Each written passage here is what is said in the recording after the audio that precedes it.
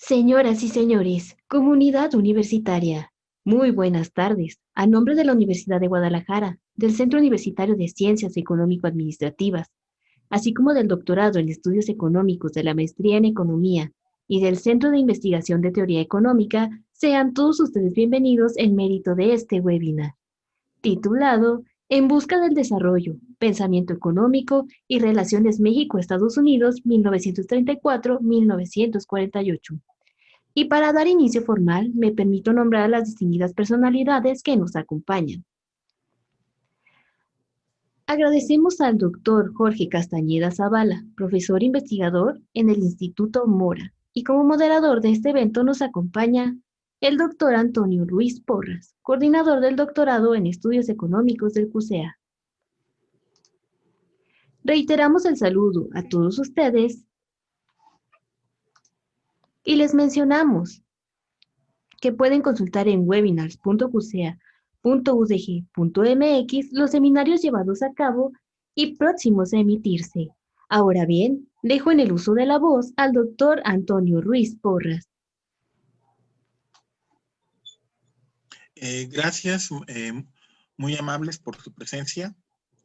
Pues el día de hoy arrancamos nuestro nuevo ciclo de seminarios en el área de investigación económica, organizados, como habíamos comentado anteriormente, por el doctorado de Estudios Económicos, la maestría en Economía de la Universidad de Guadalajara.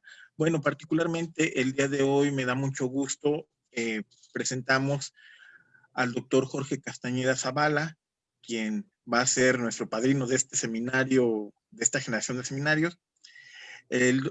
Jorge Castañeda Zavala tiene estudios de licenciatura en Economía por la Universidad Autónoma Metropolitana y estudios de maestría y doctorado por el Colegio de México. Actualmente es profesor investigador en el Instituto Mora, donde imparte clases de licenciatura y posgrado en temas sobre historia de Estados Unidos de América, historia económica, política y social de México y también sobre temas de relaciones internacionales. Jorge Castañeda, entre sus publicaciones destacan algunos libros como es El Caribe, Vínculos Coloniales Modernos y Contemporáneos y Cooperación Militar México-Cuba en la ruta estadounidense hacia Panamá. Adicionalmente, bueno, no sé por qué no mencionó, pero él tiene reconocimientos y premios por sus trabajos de investigación sobre economía en el periodo del Porfiriato, ¿sí? Por parte de la Universidad Autónoma Metropolitana, y adicionalmente sus líneas de investigación están asociadas a lo que son las relaciones económico-diplomáticas México-Estados Unidos de América, 1935-1946, y también tiene proyectos en el área de relaciones interamericanas e historia de Estados Unidos de América en el siglo XX. Pues nos da muchísimo gusto que el doctor Jorge Castañeda Zavala pues participe con nosotros y pues sin mayor preámbulo pues lo dejo con el uso de la voz para que nos dé la ponencia En busca del desarrollo, pensamiento económico y relaciones México-Estados Unidos 1934-1948. Adelante, Jorge, muchas gracias por aceptar la invitación. Buenas tardes, muchas gracias a la Universidad de Guadalajara y al doctorado y maestría en Economía de esa casa de estudios, y en especial al doctor Antonio Ruiz Porras, un amigo muy querido, y a los colegas de la universidad y al público que nos esté viendo el día de hoy. Para mí es un honor y un privilegio que me hayan tomado en cuenta para abrir en este semestre el seminario que ustedes realizan de manera cotidiana. Y les diré que el tema del día de hoy, para mí, espero podérselos transmitir igual, es un tema por el título histórico, de historia económica, pero también refiere mucho a la actualidad. Entonces creo que es importante y por ello agradezco el privilegio de poder expresarme con ustedes. Les diré que en términos generales mi exposición va a abarcar alrededor de 5 puntos, donde voy a ejemplificar el porqué de la importancia del tema y el desarrollo donde confluyen diversas disciplinas de las ciencias sociales y que por ello mismo hay algunos conceptos que donde yo no son propios, algunos los he desarrollado y otros que sí he tratado de ir creando, pero que confluyen en diversas corrientes tanto del pensamiento económico como de la sociología, las mismas cuestiones de las matemáticas y la cuestión de las ciencias sociales en sí mismas. Sin más preámbulo, empezaré diciendo que es, como les mencionaba en un inicio, que es un tema totalmente de actualidad. ¿Por qué? Porque el pensamiento económico ligado a las relaciones internacionales, en este caso las relaciones México-Estados Unidos de América, antes de que terminara la primera mitad del siglo XX, son muy estrechas, con mucho intercambio y confluencia junto también con otros países. Hoy mismo, en estos días, hay un tema que en las relaciones internacionales y en el pensamiento económico está a flor de piel. La elección del que va a ser, el que va a dirigir el Banco Interamericano de Desarrollo y que hubo una, por decirlo con palabras más llanas, una confrontación entre diversos países donde la mayoría apoyaron al candidato del gobierno de los Estados Unidos de América. Hubo otros países como México, Argentina, etcétera, que postulaban que se aplazara la elección porque el candidato del gobierno de los Estados Unidos era un propio ciudadano en los Estados Unidos, una cuestión que vino a romper las reglas no escritas, por decirlo también de una manera amable, donde quien dirige el Banco Interamericano de Desarrollo era un ciudadano de América Latina. Ello es impactante porque el Banco Interamericano de Desarrollo, fundado en 1959, tiene su planteamiento teórico y práctico en el periodo que ahorita les voy a mencionar. Es decir, en el periodo de entreguerras de los años 30 y mucho más su consolidación como ya una propuesta firme de los gobiernos latinoamericanos durante la Segunda Guerra Mundial. Este problema que ahora, por llamarle problema, que se ejemplificó en estos días de la designación del director del Banco Interamericano de Desarrollo, veremos que no es un problema solamente práctico, sino realmente práctico político y de la geopolítica internacional. En ello el pensamiento económico es fundamental. ¿Qué quiero decir con esto? Que mi hipótesis de trabajo implica que el pensamiento económico se nutre de las relaciones internacionales, de las propias relaciones sociales entre las clases de la propia sociedad de un país y de la comunidad internacional, así como de los demás desarrollos científicos que van a la par de ello. ¿Por qué hago hincapié brevemente en los desarrollos científicos del momento? Porque el pensamiento económico, aunque pareciera un poco fuera de lugar, por lo menos en el periodo mínimamente que estoy planteando para el día de hoy, que es 1934-1948, se estaba aconteciendo un gran boom, como ahora se le dice, de lo que fue la segunda y hacia la tercera revolución industrial.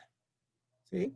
De la revolución industrial del acero, el vapor y todo eso del siglo XIX, se pasaba a la revolución industrial de los metales finos, de la siderúrgica, del petróleo, y empezaba a despuntar las telecomunicaciones de una manera precisa y desarrollada, y no digamos la energía nuclear, ¿sí? Entonces, ello va a reflejarse en aras de cómo se ve a la sociedad por las diversas corrientes económicas del pensamiento económico y de la aplicación de políticas económicas.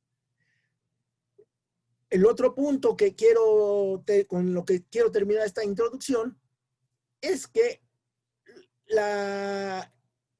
el material, los autores que con los que me he valido para esta exposición, muchos vienen de esa época, ¿sí? En especial los pensadores de la corriente neoclásica, también de la corriente marxista y de la corriente que se fue consolidando en esos tiempos que se terminó denominando la corriente keynesiana. ¿A qué me quiero referir con ello? A que todos ellos, de una manera u otra, se ven reflejados en los documentos oficiales de las relaciones internacionales. Digámosle, acervos diplomáticos, organizaciones internacionales por sí solas, que en ese momento, en los años 30, la mayor organización internacional que despuntaba era la Liga de las Naciones, en años después la Organización de Naciones Unidas, pero para América en sí misma estaba lo que era la Unión Panamericana. La Unión Panamericana que se forjó fines del siglo XIX y que en este periodo que voy a desarrollar tuvo un impacto profundo y por demás de primer orden. Al grado de que exactamente en 1948 la Unión Panamericana cambia de nombre y se transforma en lo que hoy es la Organización de Estados Americanos que muchos conocemos.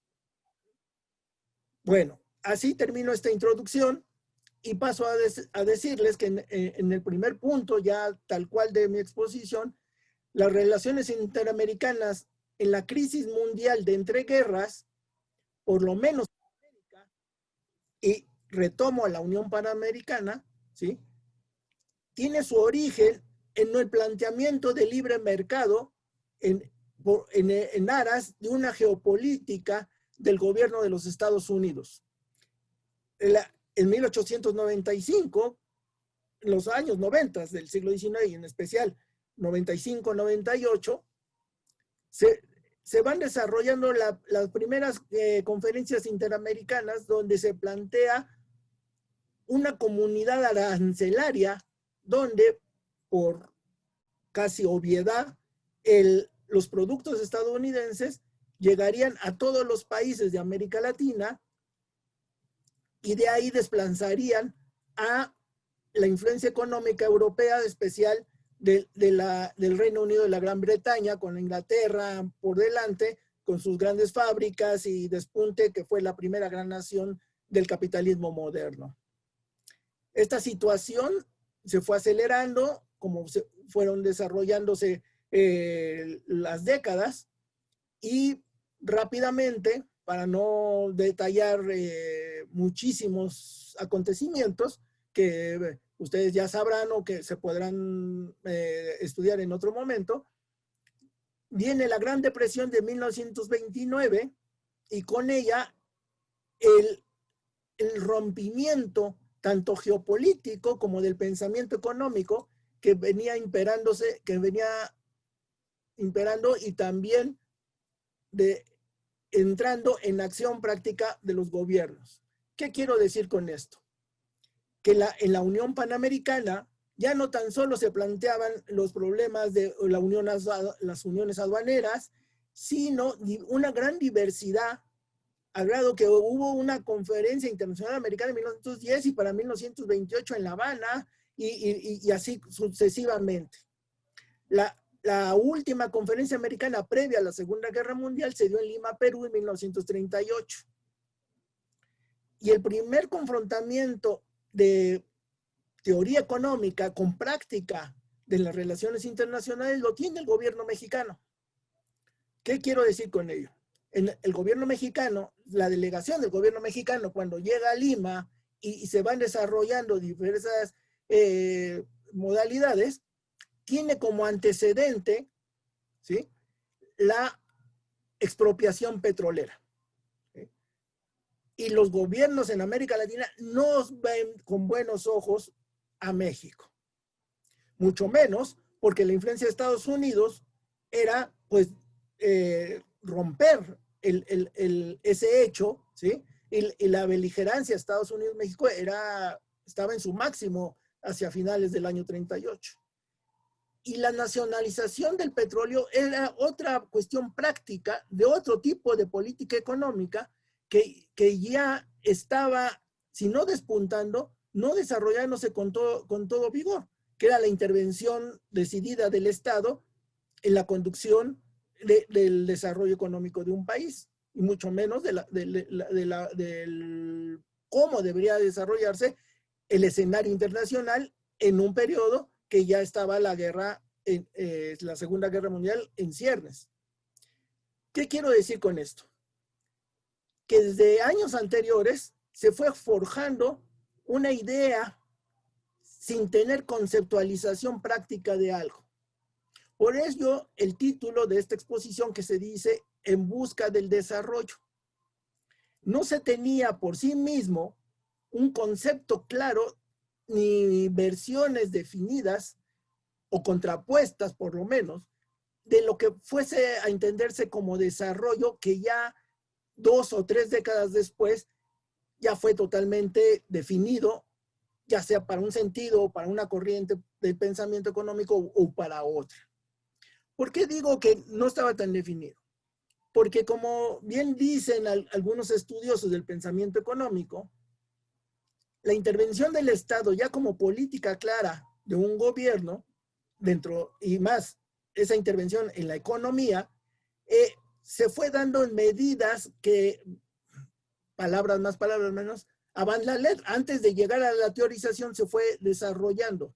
Lo más avanzado y que se ha discutido es el gobierno de Franklin Delano Roosevelt, ¿sí? Ante la crisis del 29, que a partir de 1934 fue ya modelando la intervención del Estado de otra forma, y que en Alemania por sí mismo también se había ya desarrollado, y la gran confrontación del escenario internacional estadounidense germano fue centrado en esa gran intervención del Estado. Por decirlo menos, ¿sí? La economía alemana de guerra estaba totalmente dirigida por el Tercer Reich, y en Estados Unidos la recuperación, que tardó muchísimo más que en otros países, estuvo totalmente ligada al periodo Roosevelt, a lo que se le llama el New Deal y las políticas del buen vecino. Y ese tipo de aplicaciones de política económica y de desarrollos prácticos sin gran teorización, no tardó mucho tiempo en que sí fueron ya estudiados y sistematizados, a grado que Keynes, John Maynard Keynes, en 1936 ya plantea bien en su libro clásico la cuestión de cómo va a entenderse por décadas después este tipo de intervención en el Estado, donde pone su énfasis en la demanda, ¿sí? Ya no en la oferta que ponen los neoclásicos desde décadas anteriores. Entonces, el Estado propiciando que la demanda sea lo que impulse la economía, el Estado impulsa con su gasto público, con sus diversas acciones, que la población vaya desarrollándose en esta vía. No entraré en detalles, que otros colegas son expertos para ello y que se definirán con más situación. Lo único que diré es que en el ambiente americano, en totalidad, como bien decía, y en especificidad en la Unión Panamericana, estas cuestiones eran contraproducentes, aunque se planteaban, o contradictorias, por cierta paradoja, aunque ya se planteaban políticas prácticas de intervención del Estado, políticas tan radicales como una expropiación petrolera, sacaban de lugar a todo, ¿sí? Y las justificaciones generales de la propia expropiación petrolera era el mantenimiento y desarrollo de las masas trabajadoras, ¿sí? no era el equilibrio o el fomento de los negocios, mucho menos el rescate de las grandes empresas o las cuestiones financieras per se. Esto causaba mucho escozor. Pero en el interior de estas cuestiones, la política del New Deal y de la política del buen vecino de los Estados Unidos le daban la razón a la política de la expropiación petrolera. ¿Por qué quiero decir esto? La política rooseveltiana del New Deal amplió algunas medidas de intervención del Estado que se empezaron a dar en el periodo de Hoover, pero que eran tibias. Pero con toda decisión, las más llamativas pueden ser las grandes inversiones en infraestructura, el seguro del desempleo, la legislación laboral y muchísimas otras cuestiones que empezaron a impactar en financiamiento industrial y regulación del comercio. Y hacia los países del orbe se crearon o se desarrollaron ciertas disposiciones legales, que era, por ejemplo, la ley de arrendamientos, que preveía créditos hacia el exterior, y además se creó el Banco de Exportaciones e Importaciones. Y por eso decía que a veces hasta paradójico, porque según algunos registros, en muchos lados, los primeros beneficiarios del Banco de Importaciones y Exportaciones, que después fue parte medular de la política del buen vecino, no fue América Latina, fueron países europeos, y valga decirlo, la Unión Soviética. ¿Sí? Posteriormente, ya con la guerra, sí se centró en América Latina. Pero esta política del periodo Roosevelt hizo mucho de lo que a veces en la práctica o en el discurso oficial pareciera ser contrapuesto. Termino esta primera parte del periodo de entreguerras diciendo que ello venía dándose desde antes de la conferencia de Lima del 38. Y nomás pondré un antecedente. La séptima conferencia interamericana en Montevideo, Uruguay, 5 años antes.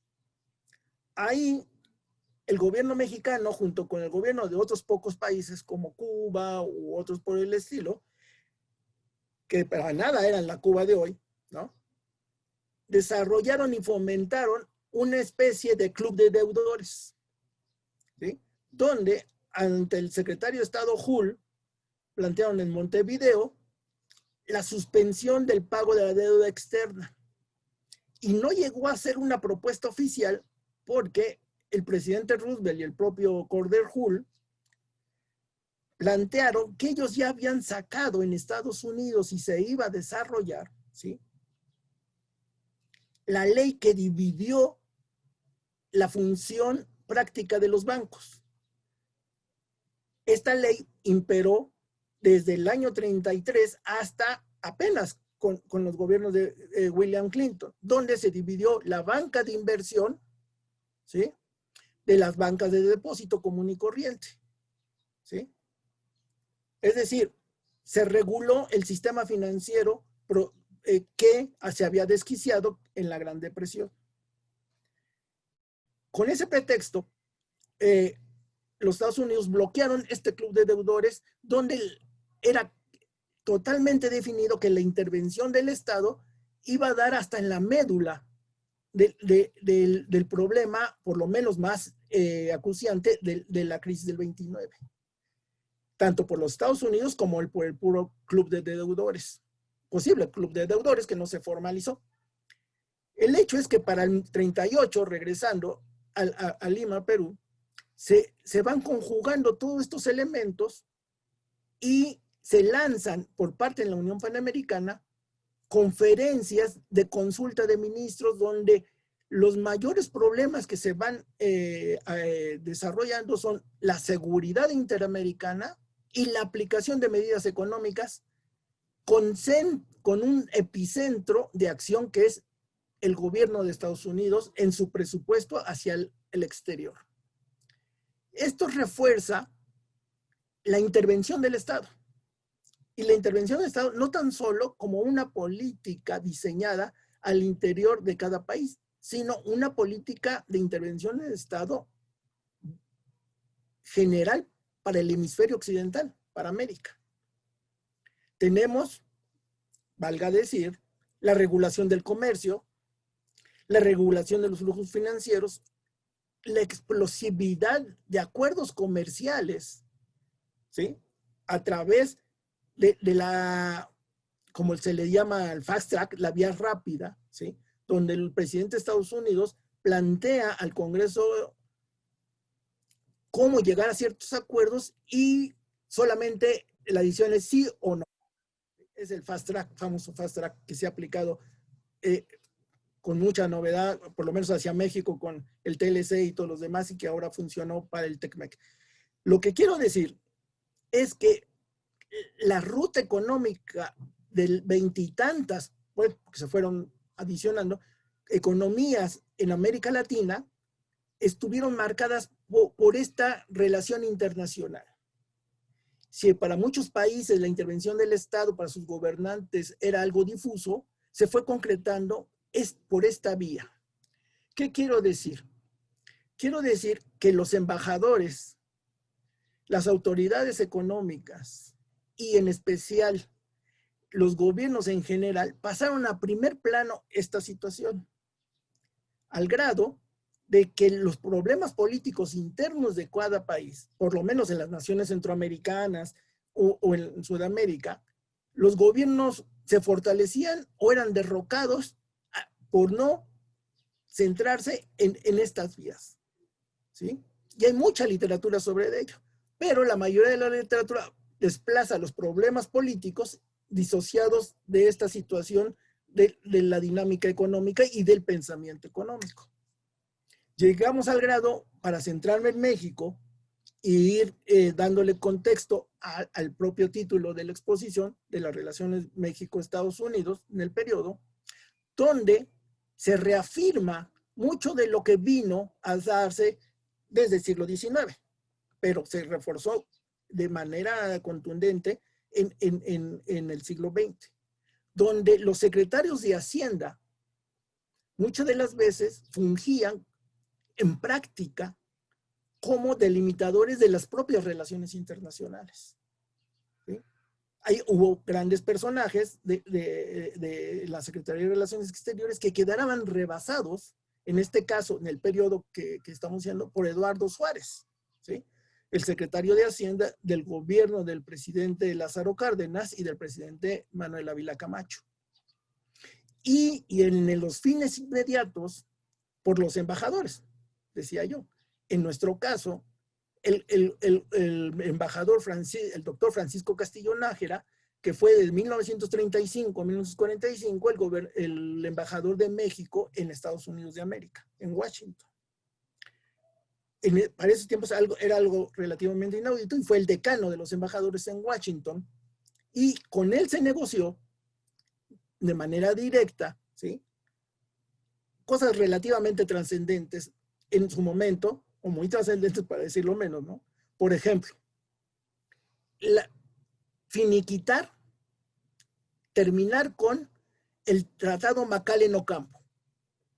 Ese Tratado Macaulay-Ocampo, de tiempos de Benito Juárez, cuando estaba la invasión francesa en México y la guerra estadounidense en el país del norte, y que habiendo terminado, o estando por terminar la guerra civil allá en Estados Unidos, el reforzamiento o el apoyo estadounidense hacia el gobierno de Benito Juárez se dio con este tratado, donde las cuestiones económicas y el pensamiento liberal total de dejar hacer, dejar pasar y todo eso, inmiscuían una geopolítica donde los Estados Unidos tenían la preferencia o la exclusividad, porque así estaba en el tratado, ¿sí?, del paso por el Istmo de Tehuantepec y otros dos pasos hacia el norte, donde las relaciones y los intercambios iban a ser totalmente regulados por Estados Unidos.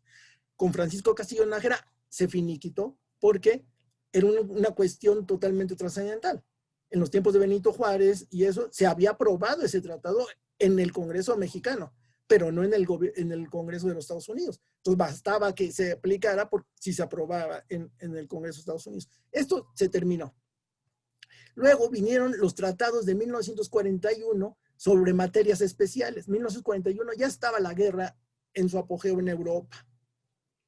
Y valga decirlo, como nota de pie de página, la intervención de México en la Primera y en la Segunda Guerra Mundial fue decidida desde el principio. Aquellos que dicen que no, México no intervino en la Primera Guerra Mundial, pues claro que no. México intervino con el petróleo que ya existía desde fines del siglo XIX, principios del XX, y en la Segunda Guerra Mundial, ¿sí?, con las diversas mercancías y el provisionamiento de muchos materiales al gobierno estadounidense, al gobierno en Londres y con otros países. Es más, cuando vino la expropiación petrolera, una de las armas de negociación del gobierno de Cárdenas fue venderle petróleo al gobierno del Tercer Reich en Alemania y al gobierno de Mussolini. Después ya no se dio, pero fue una arma de negociación con los estadounidenses y con los británicos.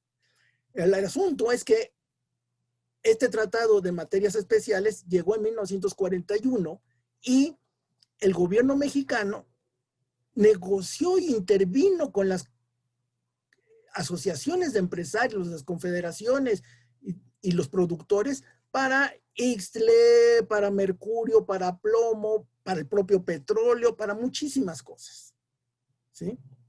La intervención del Estado era general, ¿sí? Y valga decir que de los otros tratados de los que yo mencionaba hace un inicio, que donde se desarrollaban fast track y todo esto con los diversos gobiernos, México fue el último país que lo hizo y fue su primer gran tratado comercial con Estados Unidos a fines de 1942. ¿Qué quiero decir con ello? Las relaciones, y hasta que no se resolvió más o menos la controversia petrolera con Estados Unidos, mínimamente, no se llegó a un tratado comercial de amplio espectro, ya no de materias esenciales para la guerra, por lo menos, sino de la dinámica económica de aquellas épocas, que era desde materias primas y productos industriales, y la mínima o procesamiento hacia productos manufactureros. Ello implica que este tipo de políticas keynesianas que después se fueron dilucidando como tales, se estuvieron aplicando de una manera clara, decidida, tanto en Estados Unidos por el secretario Morgenthau, como en México por el secretario Eduardo Suárez, ¿sí? Y también por los mismos secretarios de Relaciones Exteriores y sus diferentes cabezas de gobierno, como Roosevelt o Cárdenas, ¿sí? Por ningún lado, y lo quisiera reafirmar, ¿sí?, no hubo argumentos más allá de regresar al libre mercado, al contrario. Era la regulación del tipo de cambio. Sí había cierta movilidad, pero siempre supeditada a lo que sucediera en los acuerdos comerciales y en la movilidad, que con México era la gran potencia, bueno, no era la gran potencia, sino que era la única potencia mediana o que despuntaba hacia el comercio estadounidense, ¿sí? Y también los demás países de América, pero limitado. Y limitado porque Brasil, Argentina y Chile en sus inicios no confluyeron con las políticas de la Unión Panamericana de una confrontación clara con Alemania, Italia y Japón. Pero poco a poco después sí, que el primero fue Brasil, que hasta mandó un contingente de combatientes a Italia y pilotos y muchas cosas. Después Chile se adhirió y hasta el último Argentina hasta el año 45, que eran los países con mayor o relativamente un poco de capacidad de mayor comercio con Estados Unidos. En cambio, México sí, desde un inicio, ¿sí? Con y sin tratados. Eso fue delimitante. Y por lo tanto también de mano de obra, ¿sí? Recordemos los tratados de Braceros, ¿sí?, que aunque se instauraron hasta 1944, el flujo migratorio, que siempre ha sido determinante, y en los periodos de la Gran Depresión, fue un gran problema que se desarrolló y que fue resuelto o medianamente atendido por el gobierno de Cárdenas en la medida de sus posibilidades y cosas, por personajes como Ramón Beteta y otros que despuntarían años después, tanto en cuestiones económicas como en la diplomacia. Y regresemos ya para ir dando la última parte, que en los hechos ya estoy en la tercera y cuarta parte de mi exposición, diciendo que cuáles eran las propuestas donde se veían este desarrollo del pensamiento económico con más precisión. Ya mencioné unas, las de los tratados comerciales, ya mencioné otras que venían desde los años 30, la regulación financiera. Quisiera apuntar otras dos. El manejo de los recursos naturales, ¿sí? Uno es el petróleo, pero también los recursos naturales en medidas del entendido de materias primas para las cuestiones manufactureras. Decía yo que en los tratados de mercancías especiales para la guerra, que estaban los diferentes metales que son usados, manganeso, mercurio, plomo, etcétera, etcétera. Ello fue indispensable entender, ¿sí?, que la tradición de la minería en México, que también estaba ya encabezada desde el siglo XIX por grandes empresas extranjeras, en especial estadounidenses, algunas británicas, el otro, estuvieron supeditadas a esta situación. Y no digamos más, sino que de la plata también, que México encabezaba junto con la India ser grandes productores de plata. Y que en este gran periodo que va del periodo de entreguerras hacia la segunda, finalizando la Segunda Guerra Mundial, el gran colapso del patrón oro, donde pareciera ser que sin estar formalmente delimitado, ¿sí?, el bimetalismo llegó a ser tan importante que con México el trato preferencial se dio previo a la Segunda Guerra Mundial. Los acuerdos para la producción y comercio de plata fueron realmente, pareciera ser, preferenciales, ¿sí?, y al grado de que el tipo de cambio, ya decía yo, sí se regulaba y se empezó a regular aún más. Llegamos al grado, ¿sí?, que ya desatada bien la Segunda Guerra Mundial, con la declaratoria estadounidense de guerra a Alemania en diciembre del 41 y de México en mayo del 42, se establece un tratado, ¿sí?, de reestructuración de la deuda externa mexicana. Pero no tan solo de la deuda externa vista desde el primer momento de los grandes centros financieros de Wall Street, sino la deuda externa desde el siglo XIX. ¿Sí? Aquello que Matías Romero, Yves Limantour u otros venían arrastrando. Y si de una cosa y de manera coloquial lo podríamos decir, México siempre fue el baluarte de primer lugar, de primer deudor. Por ello el problema también hasta con Benito Juárez y después, ¿no? Debo no niego, pago no tengo. Eso era la consigna por más de 100 años, ¿sí? Y se le seguían prestando y prestando. El acuerdo de resolución de la deuda mexicana implicó un rotundo, pero rotundo, manejo del tipo de cambio para ello, que supuestamente en ese momento era de 5-1. 5 pesos por un dólar, ¿sí? A la deuda, en el acuerdo de la deuda se quedó que era de 1-1, ¿sí? El equivalente de 1-1, y gran parte de esa deuda, ¿sí?, tenía sus transferencias con gobiernos europeos y los gobiernos del eje, con Alemania, Italia, Japón, etcétera, al grado de que más de la mitad de la deuda desapareció, porque no le vamos a pagar al enemigo nada, mucho menos, pues estamos en guerra con ellos, ¿no? Y los intereses que se cobrarían no serían en porcentaje, sino serían en milésimas y hasta los años 70 del siglo XX. Con eso, pensadores estudiosos de la historia económica después, se financió el desarrollo, ¿sí? ¿Cómo? En el no pago de deuda externa, o en el pago sumamente mínimo y de la deuda ferrocarrilera, que también era así. Entonces, llegamos a los años 40, donde la intervención de Estado estaba en esa vía, y el último punto de este tipo de regulación, que ya lo anunciaba yo dentro de la introducción y al inicio del primer punto, era la regulación económica del Estado a nivel internacional. A nivel de la Unión Panamericana se hizo una comisión económica entre toda la Unión Panamericana, liderada, decía yo, por Estados Unidos.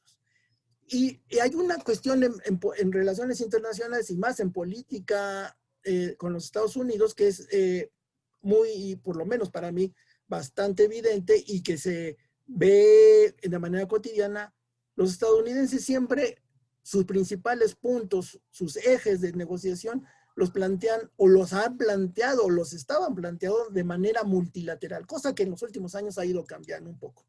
Pero la resolución no deja, es muy difícil que no sea bilateral. Muy pocas cosas dejan de ser bilaterales. En este caso, en la Comisión de Cooperación Económica con la Unión Panamericana, a cada país se le hacía una propia comisión de cooperación económica, ¿sí?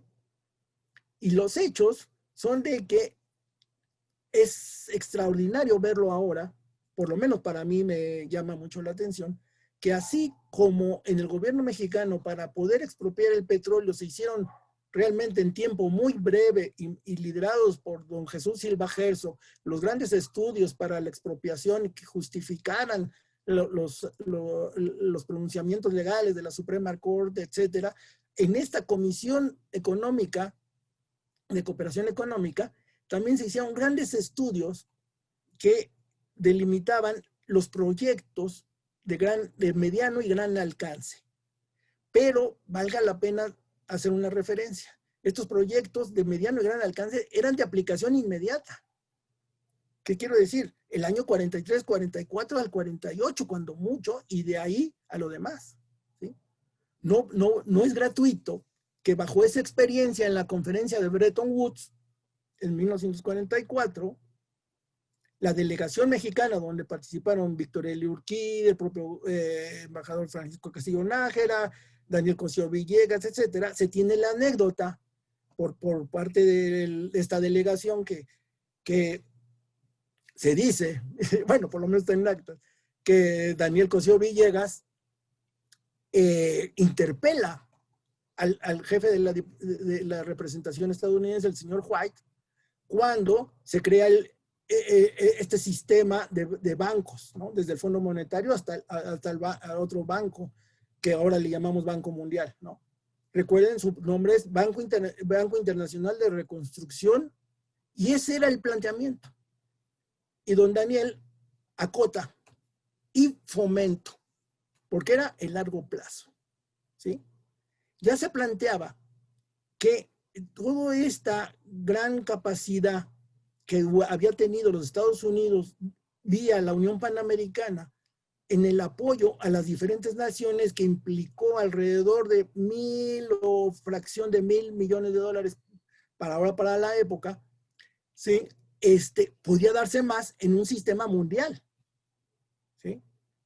Si el Fondo Monetario Internacional iba a regular los desequilibrios de balanzas de pagos y demás transacciones, hasta con la fijación del tipo de cambio internacional con referencia al dólar y el supuesto patrón oro, etcétera, el Banco Internacional de Reconstrucción y Fomento debería tener los grandes proyectos que se habían reflejado en un primer inicio en esta relación de la Unión Panamericana. Esta regulación económica internacional decisiva. Y mi hipótesis de inicio, para aquí llega a la primera conclusión, de que la relación interamericana en estos momentos fue un modelo, ¿sí?, para este tipo de cooperación que pocos años después lo veríamos, y que opacó a la cooperación americana, y que se llamó Plan Marshall. Los mismos ejes, los mismos planteamientos, al grado que desde las primeras reuniones se plantea que el financiamiento debe ser instaurado por un banco en particular. Decía yo al inicio que hasta 1959 se forma el Banco Interamericano de Desarrollo. Aquí ya se planteaba esta banca interamericana, ¿sí? Porque, claro, que la disposición de provisionamientos y arrendamientos en los Estados Unidos y el Exim Bank, el Banco de Importación y Exportación de Estados Unidos, eran mecanismos, por lo menos resultaron muy eficaces, pero para el largo plazo ya era otra cuestión. Entonces, por lo eso planteaban una banca interamericana, ¿sí? Y reafirmo, fue un modelo. Y la cumbre de esto fue la conferencia de Chapultepec en México en abril del 45. ¿Sí? Ya con la derrota nazi totalmente a la puerta de las tropas soviéticas, a la puerta de Berlín, porque valga decirlo, y lo reafirmamos, aunque sea de las corrientes políticas o económicas que sean, quien ganó la Segunda Guerra fueron los soviéticos. Los estadounidenses llegaron tarde, tal cual, ¿sí? Eso de que el desembarco en Normandía y todo eso fue la cúspide, no. La cúspide de la Segunda Guerra fue el triunfo en Stalingrado, y de ahí toda Europa oriental hasta llegar a Berlín, y se pasaron de Berlín. Bueno, toda esta situación ya determinante desde el 43 y en el 44 totalmente clara, las diferentes reuniones que se dieron entre las naciones interamericanas y la posibilidad de los proyectos, ya decía yo, en los propios tratados de mediano y largo plazo que eran de aplicación inmediata, que parecía una contradicción y un juego de palabras, en el 45 con la conferencia de Chapultepec fueron nítidos. Uno, con 2-3 conclusiones. La negación del libre comercio, ¿sí? Con las regulaciones, todas las que mencioné, económica, comercial, financiera, interestatal, de comunicaciones, de fomento a las manufacturas, no tan solo a la producción de materias primas, ¿sí? Y los recursos naturales, industrializarlos, ¿sí? La conferencia de Chapultepec fue determinante. Pero la geopolítica y estas relaciones internacionales no dejan de existir, y en menos de 2 años, ¿sí?, hacia 1947, los estadounidenses van restándole posición y ya se planteaba otra conferencia interamericana que se fue aplazando, y que por eso la conferencia de Chapultepec no se llama interamericana, sino se llama sobre los problemas de la paz y la guerra y técnicamente hacia el futuro, pero ya planteaban una interamericana para regresar al sistema interamericano previo o su transformación. Entonces, en 1947, antes de que se desarrollara una conferencia interamericana, hicieron una conferencia en Río de Janeiro, donde lo primero que delimitaron fue la cuestión militar, y se llegó al Tratado de Río de Janeiro, donde se hizo el Tratado de Asistencia Recíproca, ¿sí?, un tratado militar.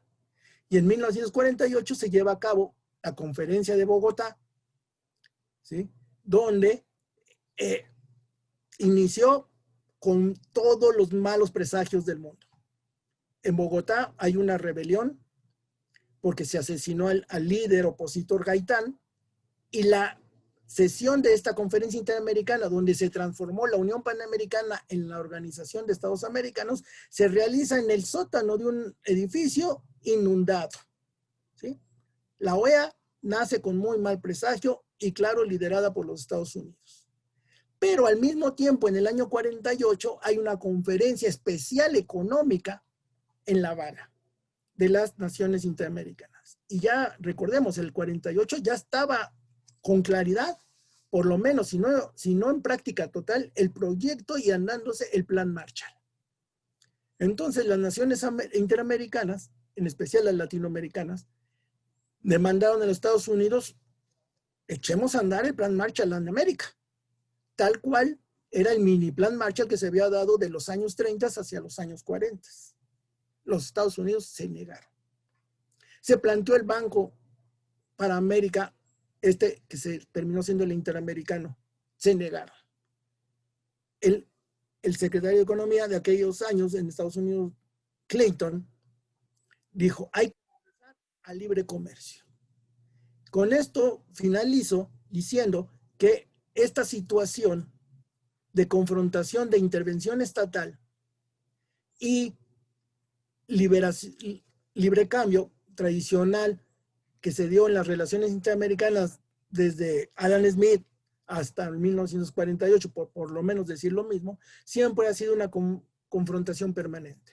Adam Smith lo planteaba. Las dos cosas no están separadas, por lo menos en mi óptica, según yo leo a Adam Smith, ¿no? Adam Smith no era el 100% dejar hacer, dejar pasar. Era la intervención del Estado bajo las premisas del mercado en una cuestión que ahora le llamamos regulatoria, ¿sí? Bueno, en 1948 fue difícil, pero esos planteamientos, aunque regresara al libre mercado, no se dio. Prosiguió la intervención y es fácil entender por qué el presidente Truman, pocos años después Eisenhower y todo, vieron con relativa diferencia entre países desarrollados y el término que surgió después, subdesarrollados. Pues con esto termino y agradezco el tiempo y el espacio. Muchas gracias.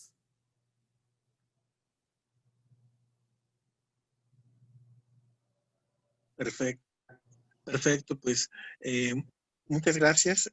Interesante la plática porque pues nos daremos cuenta de que México y Estados Unidos han tenido una relación económica bastante compleja desde hace mucho tiempo. También lo que vemos es cómo la coyuntura de proyectos de teoría económica pues van definiendo en parte pues las decisiones que se toman, ¿no?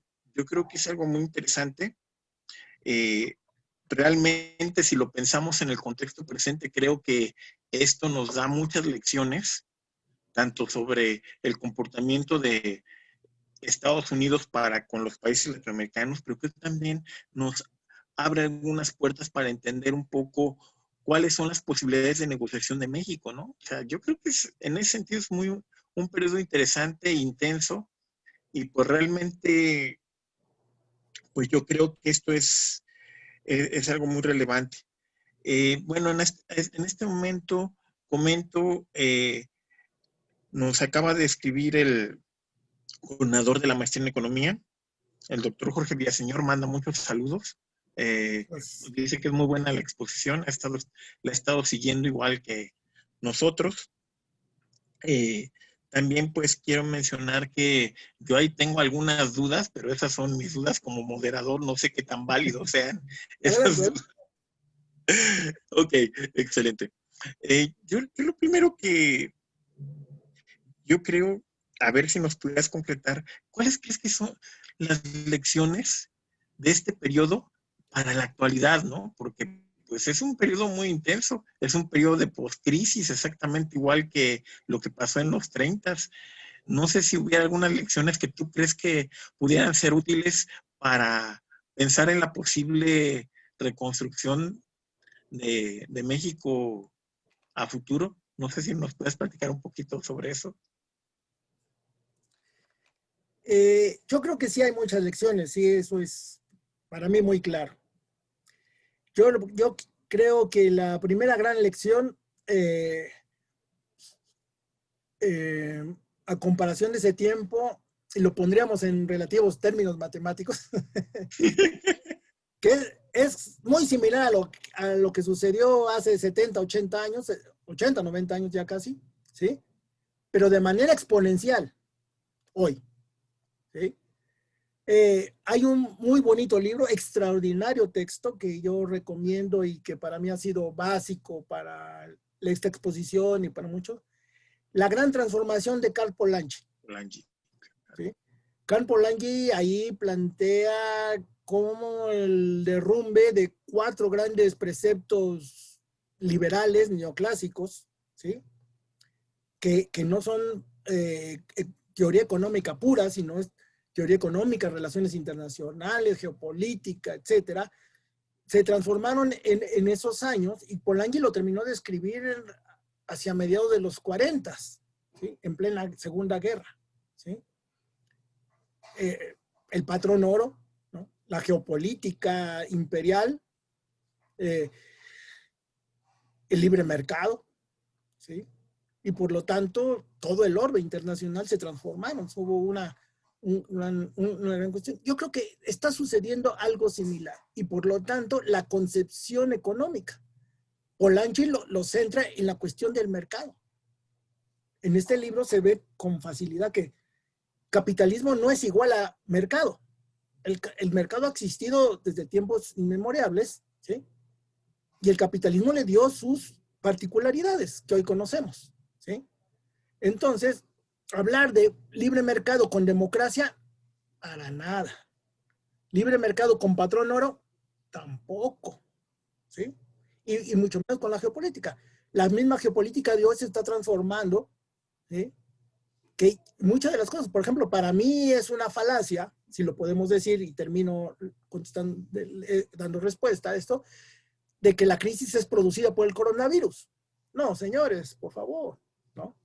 La crisis ya venía desde antes, ¿sí? El coronavirus lo aceleró de manera, diría mi buen amigo Antonio Ruiz, ¿no? Exponencialmente, pero inelástica, ¿no? Inelástica, tal cual, ¿no? Entonces, las situaciones actuales son iguales. En la crisis de 29 le echaron la culpa que por la bolsa de valores de Nueva York, etcétera, pero ya venían los periodos de las cuestiones de la sobreproducción capitalista tradicional, se da. Ahora hay 5 grandes monopolios, oligopolios, ¿no? que dominan al mundo. Las tecnologías, las comunicaciones, las armas, las finanzas, ¿no?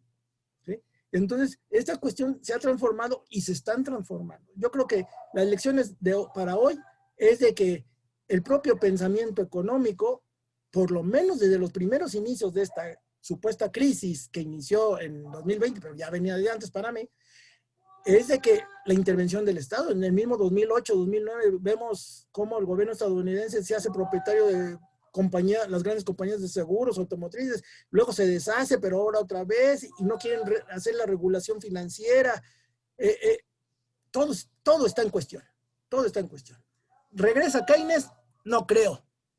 Es otra transformación, otro tipo de cosas, con algo de lo anterior, pero, decía yo, exponenciado o reciclado.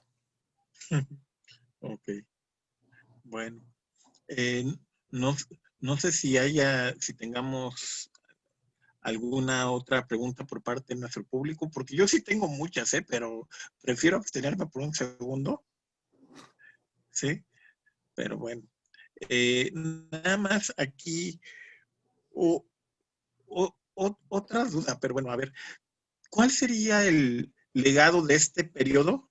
Ajá. O sea, ¿qué es lo que pervive de aquel periodo hoy? Yo creo que es una cuestión muy interesante percibir eso. Para mí es fíjate, coincidimos. A mí esa pregunta yo me la he hecho. ¿Qué es lo que pervive de aquella época para hoy? ¿No? Lo que pervive, creo yo, por lo menos dentro de los países, en las sociedades al interior de cada país, que tienen regímenes económicos y sociales parecidos, ¿sí? O con un patrón más o menos delimitado, ¿no? Que decir capitalistas, porque hace 30, 40 años decíamos capitalistas y socialistas. No, hoy no, ¿no? Solamente muy contados. Pero en este caso, en los países capitalistas como México, los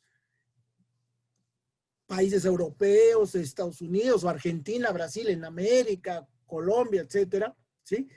Es una cuestión que hay que entender más allá de lo que se ve a primera vista. Yo creo que de las cosas que perviven es cómo las ganancias en la producción económica, ¿sí?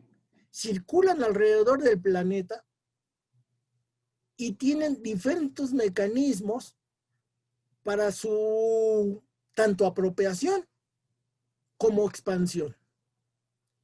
¿Por qué lo digo?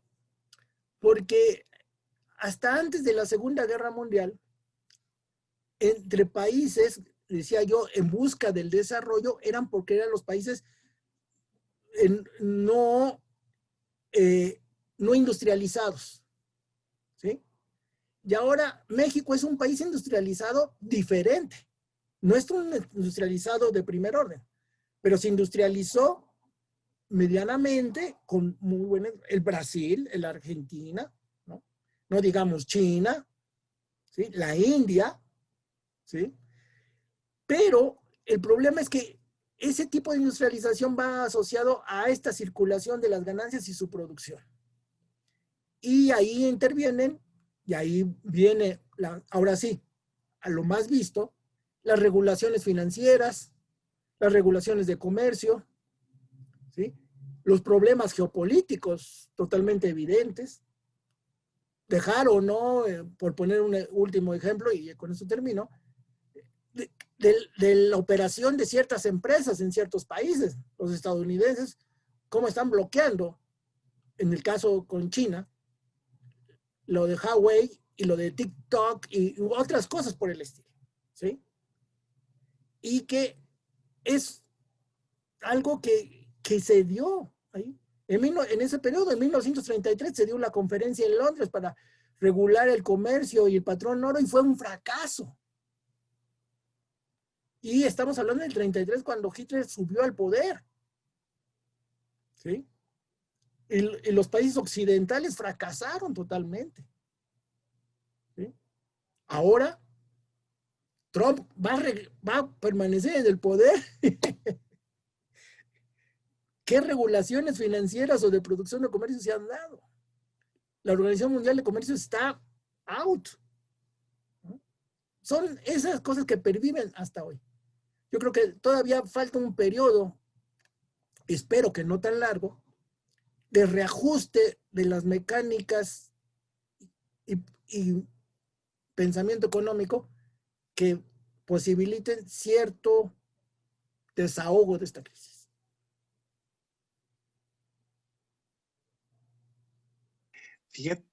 Fíjate que tenemos aquí una pregunta de un estudiante del doctorado que nos pregunta que él siente que hay cierta remembranza del trabajo de Schumpeter de las teorías de Schumpeter con lo que es las políticas que se están implementando ahora. La verdad no estoy yo muy familiarizado con el pensamiento schumpeteriano en términos económicos, francamente, más que lo básico, pero sí me dice que si pudieras comentar algo, si crees que pudiera regresar al pensamiento schumpeteriano en términos de creación y destrucción creativa, si pudiera tener algún impacto sobre el pensamiento contemporáneo. Yo creo que en términos así de frases más populares como esa, sí, pareciera ser que sí. Pero yo me remitiría, me atrevo a plantearlo, digo, y no porque yo lo diga en sí, sino que ya ha habido otros intelectuales o pensadores económicos u otros y más, los dedicados casi en exclusiva a la historia del pensamiento económico, que refieren dos casos muy interesantes, ¿sí? Sí, a Schumpeter y al propio Keynes. Al grado de que dirían, algunos planteamientos de Schumpeter y de Keynes, aquí me voy a atrever, están en el tomo 1 y 2 del Capital. Ah, bueno. Sí, la destrucción creativa lo plantea Marx de manera hasta calendarizada. En sus tiempos, cada 10 años de crisis cíclicas, ¿sí? Él pone frases lapidarias y luego ya argumenta 100, 200 páginas, ¿sí? de cómo en las crisis son excepcionales y grandes oportunidades para los empresarios. Él dice, la propia destrucción de las fuerzas productivas. ¿Para qué? Para poder hacer más eficaz la producción, disminuir la fuerza de trabajo, es el número de empleados, y a la larga aumentar la productividad. Schumpeter plantea que es una destrucción creativa para que la sociedad sale más generada. Y los datos y la historia económica lo comprueban. ¿Sí? Los problemas de crisis y guerras han traído los adelantos científicos y tecnológicos que se aplican en la producción a gran escala, etcétera, etcétera, etcétera. ¿Sí? Keynes lo planteaba de manera parecida. ¿Sí? Cuando Marx plantea sus modelos de reproducción del capital, cómo conjuga la oferta y la demanda, y de ahí Keynes, ¿sí?, plantea cómo la demanda efectiva, sin abandonar y sin perder de vista la oferta, que para muchos que vilipendean a Keynes, ¿sí?, hay que defenderlo, no se olvida de la oferta, pero sí entiende que la oferta, vista en una regulación económica, va de la mano con uno de los modelos de reproducción del capital. Al grado, yo podría decirlo, que uno de los discípulos de Schumpeter, ¿sí?, Paul Sweezy, ¿sí?, y junto con Paul Baran, ¿sí?, crean el modelo del el tercer modelo de reproducción del capital, donde se regula el excedente. ¿Sí? Un discípulo de Schumpeter en Estados Unidos, ¿no? Es decir, que de que están presentes. Pero okay, yo valdría la pena, bueno, es más, al propio Marx tampoco es tan original, ¿no? Si le quisiéramos poner algún epíteto o característica, está desde Smith o Petty, desde antes, ¿no? Petty, la cuestión de la agricultura, plantea la demanda y cómo el terrateniente, ¿sí?, casi destruye su producción, en este caso que después se estudia de otra manera, ¿sí?, la cuestión de la renta diferencial o la renta básica, etcétera, etcétera, en la tierra, ¿sí? Yo creo que ahí están, pero sí, indudable. Schumpeter en los años 50, 40, desde fines de los 40 a los 60, está en Paul Sweezy, y están marxistas, y están Keynes y Mario, pero también están los otros pensadores desde el siglo XIX, Marx, Smith desde el 18, etcétera, etcétera. Ok. Bueno, una pregunta, hay dos preguntas interesantes. Una que nos hace el doctor Jorge Villaseñor, que nos dice que cuál es tu opinión sobre el futuro del BID en esta crisis post-elección y si crees que es el momento de redefinir las instituciones multilaterales a la manera de un post-Bretton Woods, ¿no? Creo que esa es mi respuesta. Exactamente. Sí. Hay que redefinir las instituciones multilaterales. Yo creo que son la esencia hoy, uno de los elementos esenciales para el orbe mundial. Cosa que creo yo está en peligro con esta designación del Banco Interamericano de Desarrollo. ¿Por qué lo menciono? Es decir, algunos analistas ya lo han anotado. Es decir, que se haya designado este señor en el Banco Interamericano de Desarrollo no va a dar la gran diferencia de lo que era antes, o lo que hasta ha sido ahorita el Banco Interamericano de Desarrollo. No va a ser la gran diferencia. Porque el Banco Interamericano de Desarrollo se ha centrado en lo que coloquialmente todo el mundo le ha dicho, en las políticas neoliberales. Lo que sí se necesita es de que este Banco Interamericano de Desarrollo, los diversos organismos de Naciones Unidas, es más, si lo podemos ver de manera formal, por lo menos en el papel, en el organigrama, el Sistema Banco Mundial y el Fondo Monetario Internacional son parte de la Organización de Naciones Unidas, ¿sí? Es decir, todo está, tiene que irse reconstruyendo todas estas formas de decisión donde los votos mayoritarios son de Estados Unidos en muchas de estas organizaciones, y entonces, por mucho que se les llame organismos multilaterales, decía yo, su acción práctica es de negociación bilateral con los estadounidenses, y por lo tanto acordes a su política general.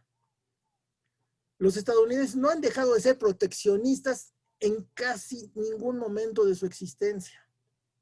Eso de que son los más liberales del mundo, por favor, un tratado de libre comercio de 1994 es un tratado totalmente proteccionista.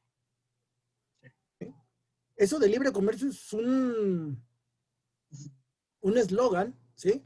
Ahora como en el TECMEC, ¿no?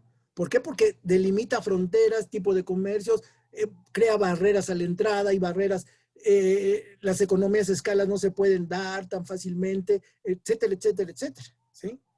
Entonces, este tipo de cosas se pueden ir menguando o aminorando con negociaciones internacionales efectivas, ¿sí? Cosa que sí ha sucedido en no pocas ocasiones, ¿sí? Un planteamiento que se me hace muy promisorio, pero su aplicación muy dudosa, ¿sí? Es lo que todo el mundo tiene en boca hoy, la vacuna contra el COVID-19. ¿Sí? Primero lo plantearon para los diversos países a nivel multilateral, y eso es perfecto. Por lo menos uno de los pocos aciertos del gobierno mexicano actual, reafirmo, pocos aciertos, pero que otros países han secundado y que terminan generalizándose. Eso son las medidas, y si se pudiera desarrollar, ahora sí, usando la palabra que ya he usado varias veces el día de hoy, de exponenciar hacia demás naciones, yo creo que sería lo adecuado, y por lo tanto, es otro nuevo Bretton Woods, claro, ¿sí? Otro nuevo Bretton Woods, donde ya no es la prominencia del dólar, sino el euro está bastante debilitado, pero con su presencia. El yuan chino con efectividad, ¿no? La moneda japonesa muy debilitada, pero también con su presencia. Es decir, es una confluencia multilateral, reafirmo, ¿sí?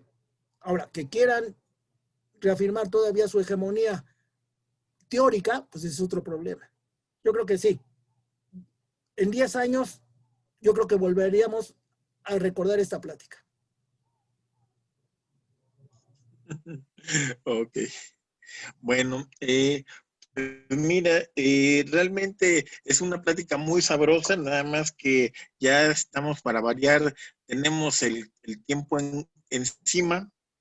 Pues mira, yo la verdad te agradezco, ha sido una plática muy interesante, muy instructiva, con muchas lecciones para el mundo contemporáneo, que esto es algo fundamental, ¿no? O sea, creo que la historia económica nos da muchas lecciones para el presente y para entender nuestra realidad. En ese sentido, pues realmente te lo agradezco. Muy interesante, muy instructiva la plática. Bueno, por parte de el doctor de estudios económicos y la maestría en economía, pues te damos un pequeño reconocimiento. Me voy a tomar la libertad de compartir mi pantalla para que lo veas, para que todos lo vean. Sí. A ver, espero que... Perdón, a ver, perdón, este no es el de al lado. ¿Sí? Ahora sí, perdón, ahora sí. No sé si lo alcanzan a ver.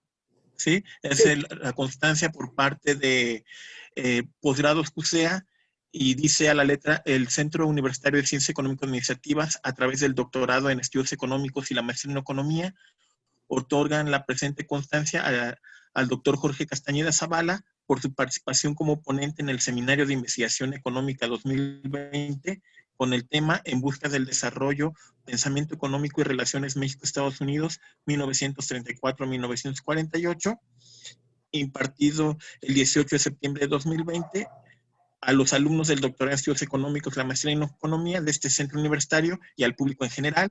Está firmado por la doctora Juana Eugenia Silva Guerrero, que es la coordinadora de posgrados de aquí del centro universitario, el doctor Jorge Villaseñor Becerra, que es el coordinador de la maestría en economía, y un servidor, Antonio Ruiz Porras, que soy coordinador del doctorado en estudios económicos. Entonces, pues, muchas gracias por tu participación. Te lo envío, ¿cómo se llama? Por correo electrónico, no te preocupes.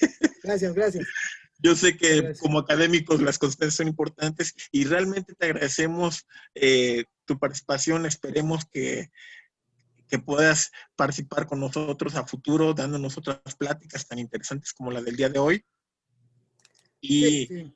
pues, bueno, pues nuevamente comento, este es la primera plática del Seminario de Investigación Económica que se va online. Tradicionalmente eran pláticas más tradicionales, presenciales.